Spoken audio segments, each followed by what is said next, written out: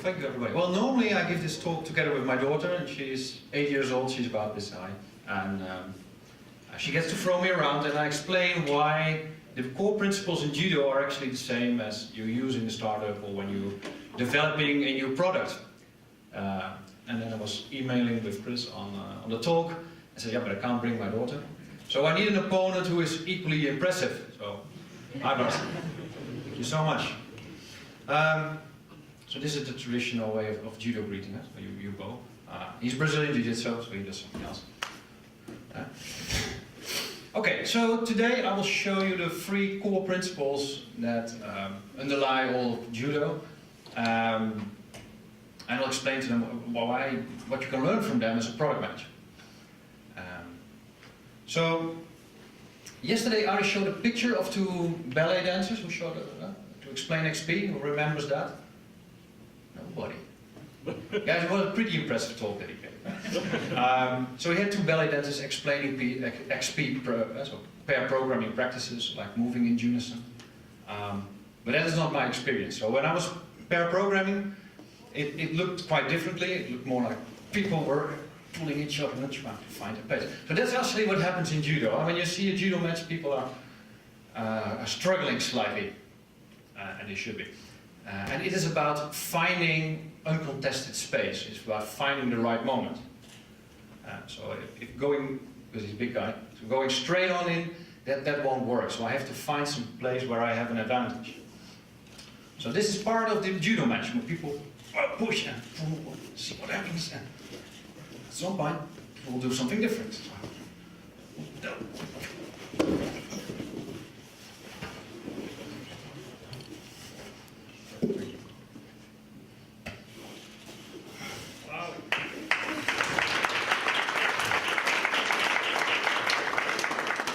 So you have to find a kind of moment and not lose your microphone in the process. So it's about finding the right moment. The second core principle in Judo has to do with balance. And more importantly, the destruction of balance, or removal of balance. So if Ivars is here, and I'm going for an outer throw, so I'm going to try and sweep his leg. Try to sweep him. And that doesn't work. So why doesn't it work? Everybody has an idea. He's well balanced. And he still has balance, huh? So you have to remove the balance before I can actually make the throw. Now in Judo, I will pull, so he will start pulling as well. And at that moment I will try to put him off balance. I also practice Japanese Jiu-Jitsu, which is slightly more, less friendly form of Judo. So we won't pull him out of balance, we'll just strike it. And we'll go for something else.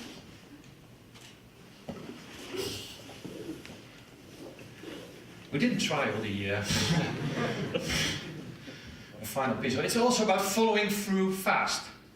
So you see a lot of startups, and they get the initial idea right, but they forget to follow through fast.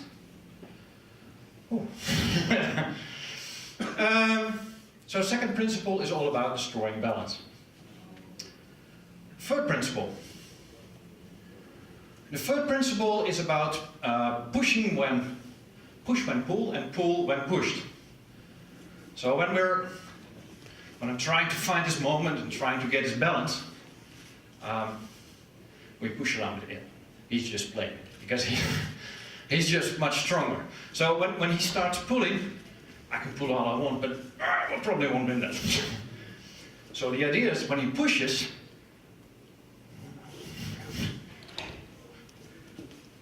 I'll just go out.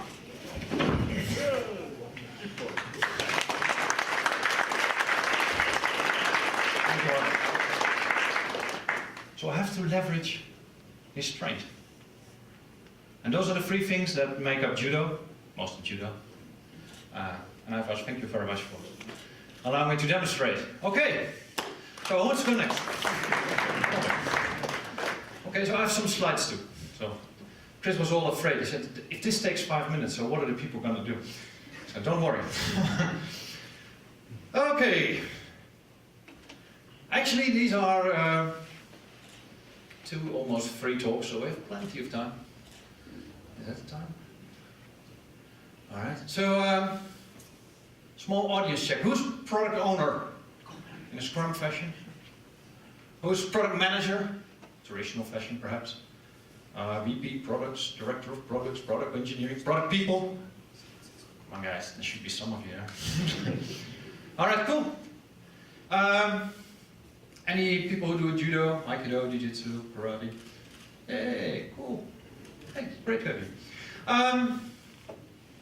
Yeah, so actually these are 2 talks, and that's based on the product adoption cycle. So some people will have a product who's still in the early phase, so you're trying to figure out what to build, trying to find the right audience, find the right problem. And some inherited a problem or a product, and just have to make do with whatever the product is. And yeah, it happens. And you treat it slightly differently. So the first one is Judo strategy, and you just saw this big versus small. Based on the 3 core principles as made up by Jigoro Kano. Kano is 1.50 meters, something like 50 something kilos. Bullied at school, so he wanted to learn the way of the samurai to be more effective. And actually he made that the core of Judo is about being effective. So the missing line from the Agile Manifesto is actually effectiveness over efficiency, or outcome over output. So it doesn't matter if you know a lot of tricks as long as it doesn't achieve the right result. And the number one, so the movement part you saw, for me it is mainly about finding competitive space. And I'll give you an example. When Apple moved into the music industry, they did it in an unconventional way, at least for them. Typically they're Apple, they make a lot of noise. But in this case they went to EMI and Universal and they played what I call the puppy ploy. So they put up these big eyes and they went like, you know guys, actually this is a history lesson for the younger audience. In the past music would be sold in stores. You may not remember this. So they went up to EMI and said, guys, we know how music works, and you know how music works, and it's sold in stores and people buy these things, and there's this digital music. And it's a problem because people pirate this stuff and they download it and they steal it, and that's not good. And we've got a solution for you. We can fix this. And since music is only a very tiny, tiny bit of your business, you're in a multi-billion-dollar, this is so small, digital music. So who's going to buy digital music? So why don't you give us the digital music and you do the stores and everything where the real money is? And this is how Apple moved into the music industry. This is how they convinced the existing players that they were no threat. And the irony is probably in that there is a small company not too far from here who at one time went to Apple and say, you guys know how digital music works, but you also know people want to own the music. So give us this small piece of your business, which is streaming music. I mean, what could happen? And the company is called Spotify.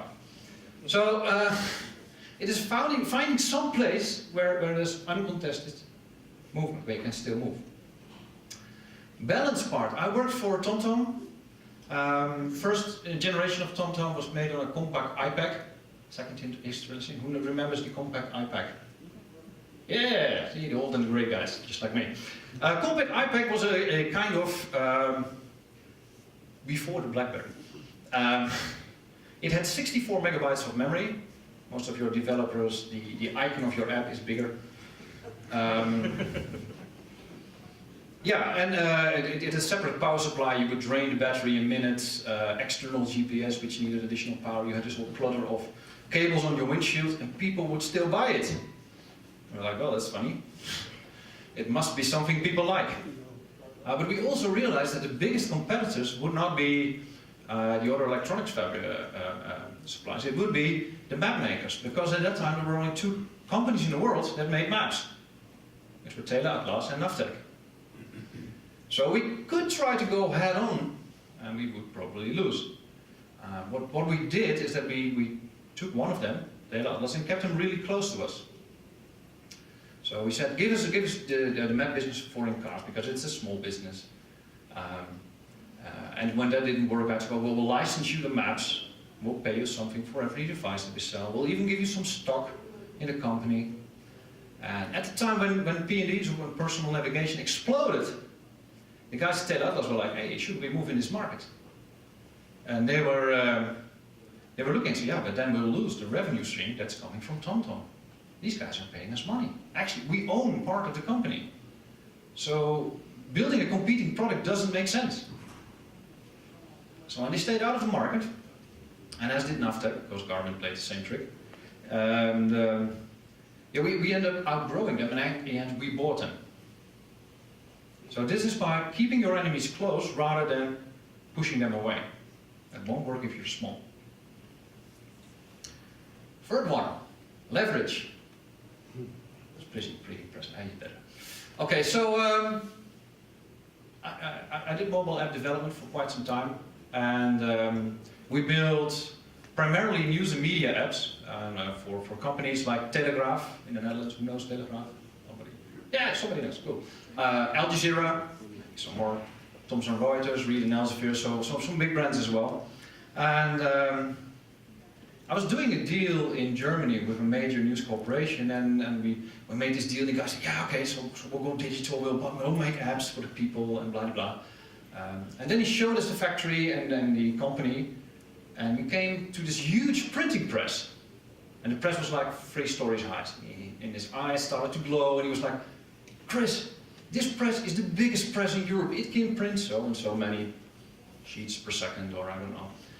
And I was looking at him, and I thought, uh-oh, we're going to build mobile apps. We're going to kill your printing press. He's never going to kill his own printing press. This guy's got ink in his vein. He's never going to kill his own investment.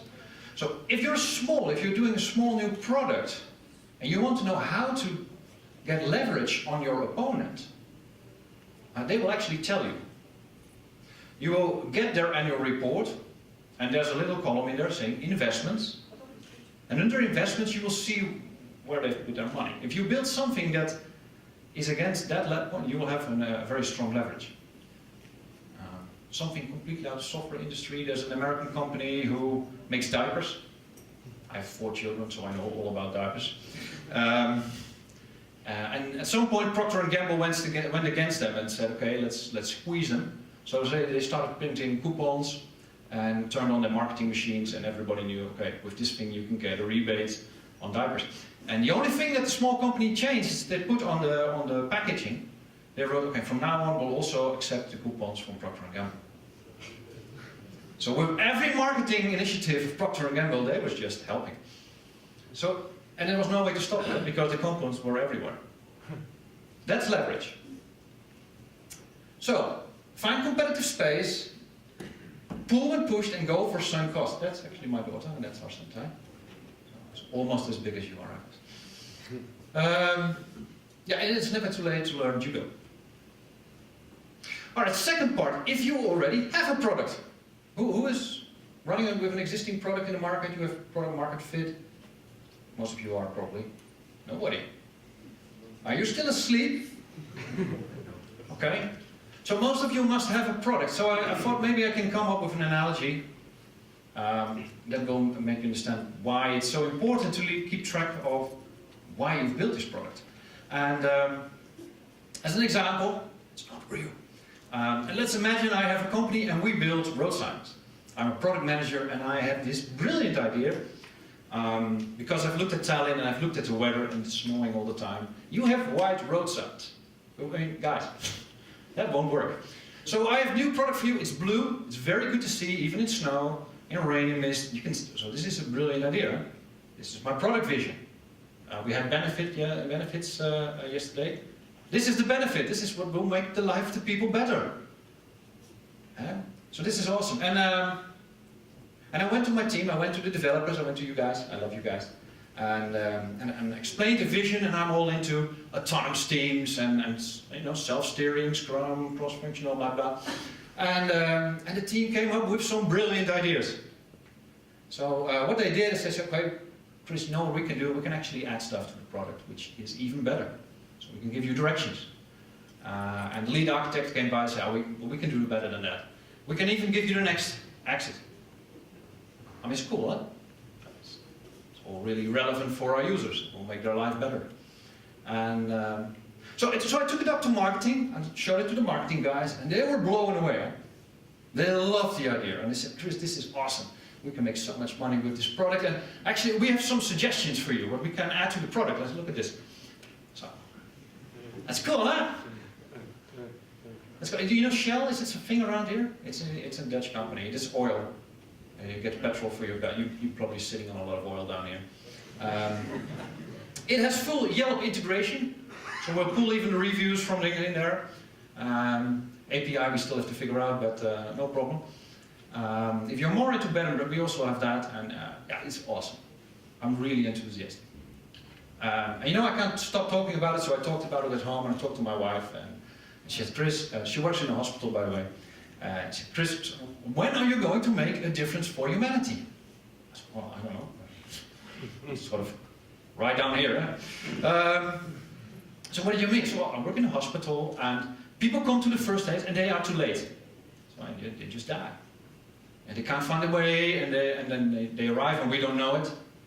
So why don't you do something useful for humanity? And, well, of course, I mean, who can say no against something like that? So we put up the nearest hospital sign, and even the phone number, so people can actually list the actual number, and you can call them. Don't do that right now.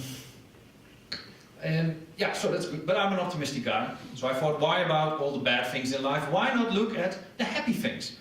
So yeah, so in the weekend when you go to a museum or you go visit Tallinn Old Town, and let's put that stuff up there. And yeah, so great design, awesome product. So I took it to the board, and you know our CEO is awesome. I mean, he can sell anything. And he took this stuff and he took it to his buddies in the golf club. And he brokered some major deals. I mean, you're not going to believe this. I mean, the stuff he can sell. We even have integration with the cinema show. This is probably stub data. And there's something in the JSON. I don't think that's okay. But you get the idea, huh? So who has a product like this? Who's babysitting a product like this at the moment? So you're either too shy to admit it. Yes. Okay, so yeah, this happens, huh? And well, I'm really happy that today I'm here to reveal you the root cause of all this, especially for you product people who are hiding out there. So the root cause, yeah, that's you. Yeah, I'm sorry. Fortunately, there is a very good solution for this, and I didn't make it up myself, so I stole it from Rémi Gouillot, who was head of UX at BlaBlaCar. And he said, Chris, it's really, really simple. Whenever you're adding something to the product, there's only one single question that you have to ask yourself. And that question is, what the fuck? And fuck stands for first use case. Huh? What were you thinking? Yeah, so first use case. What was the first use case? And is it relevant? Let me give you another example why this really matters for a company. Who is? Oh yeah, that's intermezzo. It's like, what is the difference between a blue belt in judo and a black belt in judo? The color of the belt. Okay. Why would somebody give you the belt? What is the difference that you have to show? Does anybody know? Knowledge, techniques? No. It's not about techniques. By the time you reach blue belt, you have learned everything there is to learn for black belt as well, probably. It is about knowing when to apply what technique. So you notice that the second throw with eyebrows was very illogical. Trying to trip a guy which is much bigger and trying to push him on his back is really illogical. It's not the kind of move you would make. The first one, if you're smaller, going under him, that would be a smart thing to do. So it's not about putting more stuff in there. It is about doing the right thing. Who has seen this? It was all over LinkedIn, Twitter. It was very popular a couple of months ago. Ah ha ha ha. Yeah, who got sold? What it didn't explain is why it happened. Why did this happen? If you've been paying attention, you should know by now. So, so what happened? This is Yahoo, and just a random picture I pulled over. This is the first use case. It's about search. And then there was some product manager at Yahoo who said, okay, why don't we add news to it? I mean, people come to the internet, they probably want to go for news, so let's give them news. And if you've read about Trump these days, let's give her some other trending stories and stuff, background news there, and maybe we want to be really friendly to our users. So why don't we add all these categories? We can very quickly find if you're into movies or in football or tech or other stuff. And let's do some advertising because somebody's got to pay for all this. Oh yeah, then we had Twitter, huh? With trending stuff. Let's put that there because it's really popular. Some ads. This is actually targeted ads. This is winter time in the Netherlands. Was googling how to get a wood fire in my house. So this is a targeted ad. The weather in my hometown. Some more ads. Okay. Let's make it personal. Let's give you a personal account to your site, so we can even get better advertising. To make it more convenient for you. Maybe give you notifications, an email, and some more advertising. And by now we need a menu. Huh? It's becoming important. You can't navigate anymore. So the question is, what would have happened if you had stayed to the first use case? I don't think that would have worked. See, this is how important it is. Stick to your first use case and ask yourself, why am I doing this? Okay? No, this is my other daughter. Okay, she can't throw me yet. So what does it take to get this behavior? So what Chris did mention, I wrote a book on, which is called The Product Samurai. Hey, you get the reference. It's about the comparison between what you can do in martial arts and why this works. So what is it that you can learn from these arts? And what are the core traits that make up a product samurai?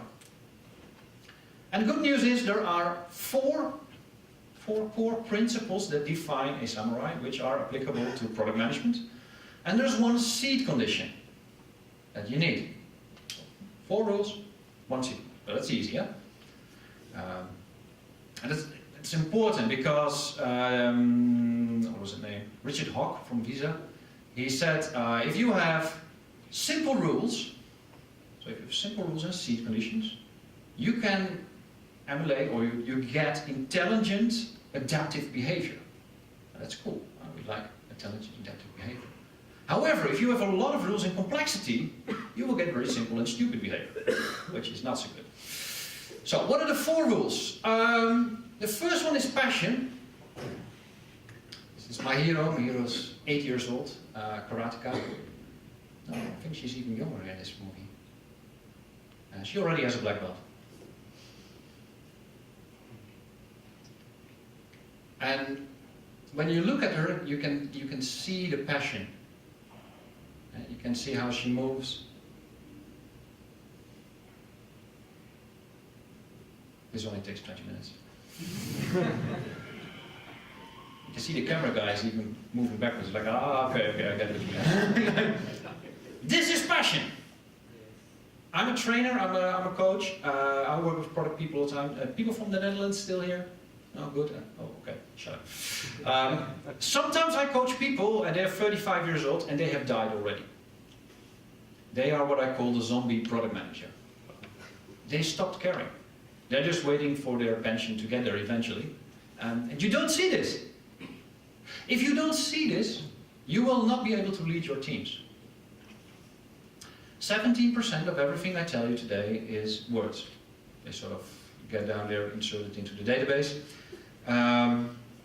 38% is in the tone of voice. So when I start talking louder, or when I leave a pause, your brain will say, this is probably something important, let's put it in the database. Insert into table. 37%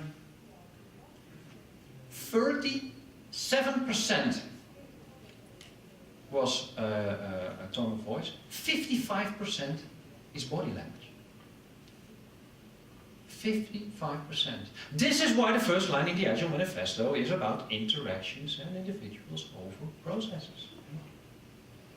It's the only reason. So if you don't have this passion, forget it. It's not going to work.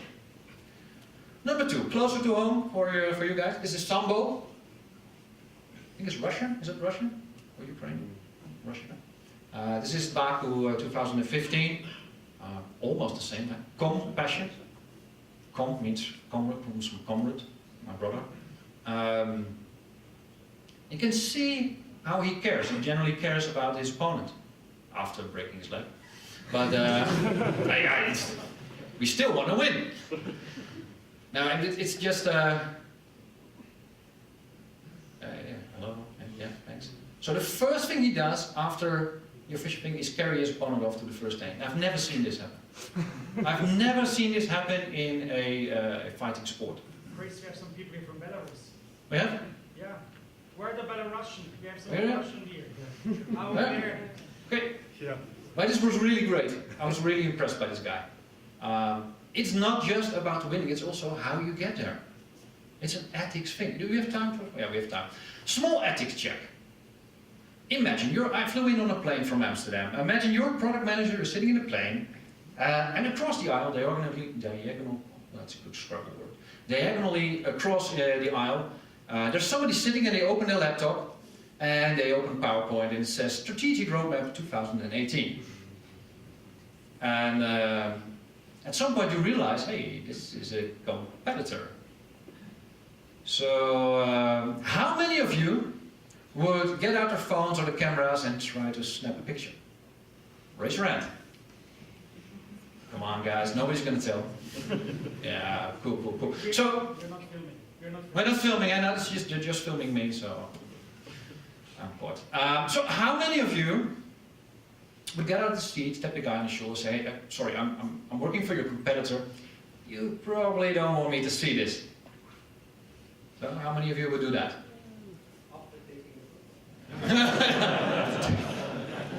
Okay, so still some of you are undecided, which leaves only the third category, which are the people that push the small button, get a flight attendant, and then say, I want to change seats next to that gentleman. Then order a bottle of champagne, and when he goes off to the bathroom, we steal the data. So no judgment here. No, honestly, no judgment. But think about who you are, what drives you, what is your compassion, your ethical balance stance. And also, if you're in doubt, ask your manager the same question. And if he gives the opposite answer, be aware that you might be in trouble at some point in your career. Yeah? So that's compassion. Third one. These are the guys I train with. It's about focus. What I like is that he's really focused about the solution, on the problem, the end game. So where does he want to go? And you will see that the second time he makes this move, it sort of ends differently, and he goes for a joint lock. So okay, well, if strikes don't work, I'll try something else.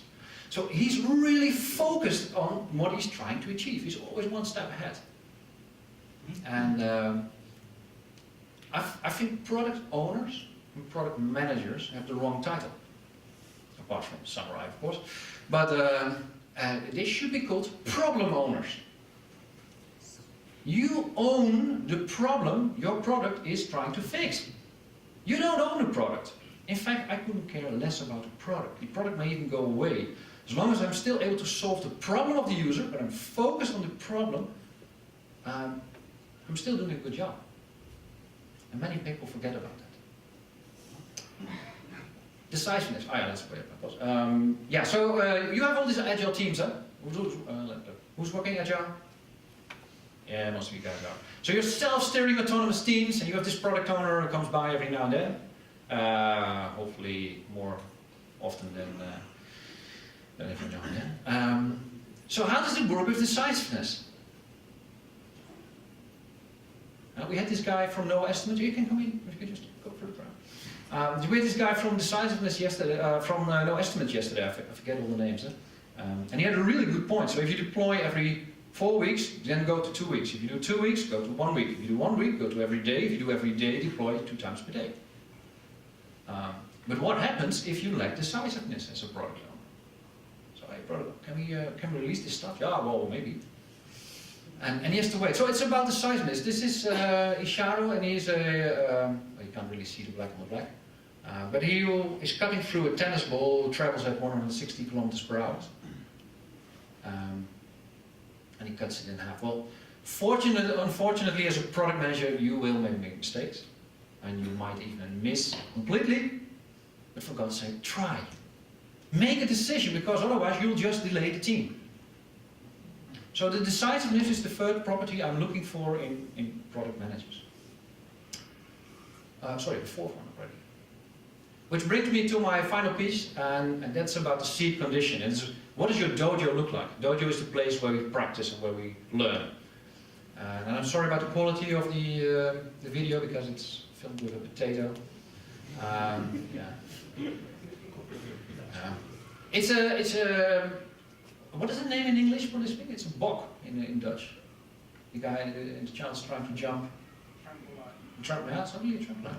Anyway, it doesn't matter. So he's doing this exercise and he's trying to jump over it, and it's a Japanese environment. If had it been a Dutch environment, after 2 failed attempts, we would probably say, "Ah, it's okay. You're probably good at something else." So, yeah, sorry. Let's not hurt his soul. But that doesn't happen in Japan. I will just leave him try again. Keep doing this until you either get it or give up. So this video takes 20 minutes. And I think that's really, really important. We talk about lean startup, we talk about failing fast, bring this increment out there and see what happens. But is your environment really ready for that? What will your boss do? What will your parents do? What will the gym teacher do?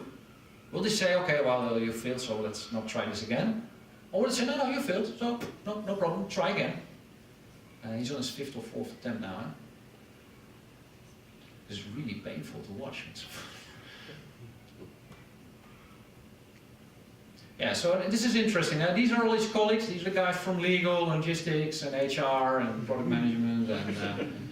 And so what do? They're not here to beat him. They are here to support him. I think there's a really cool message in this video. They are here to help you, even if you fail or if you don't succeed.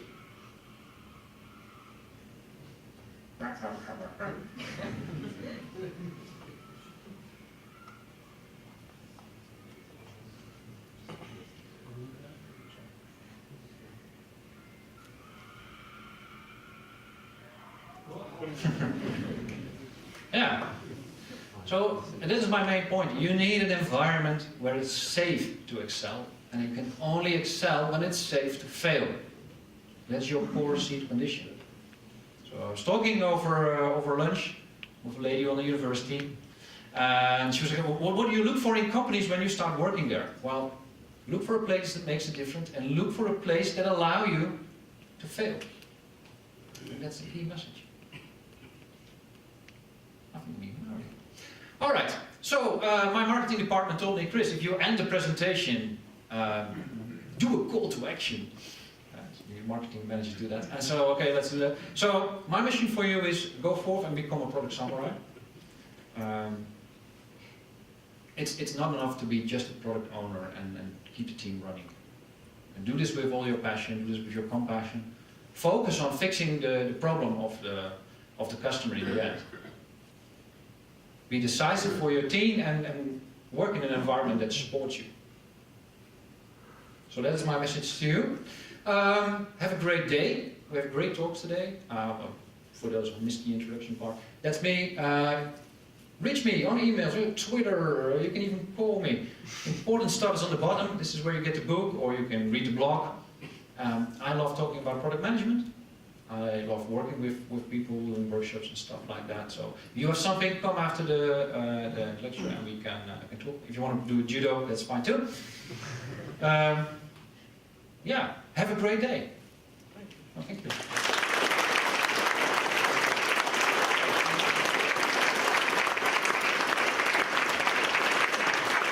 Chris, thank you very much. How do you feel about the keynote? Cool. Something new. Have you ever seen a keynote like this before? Raise your hand if you have seen a keynote like this before.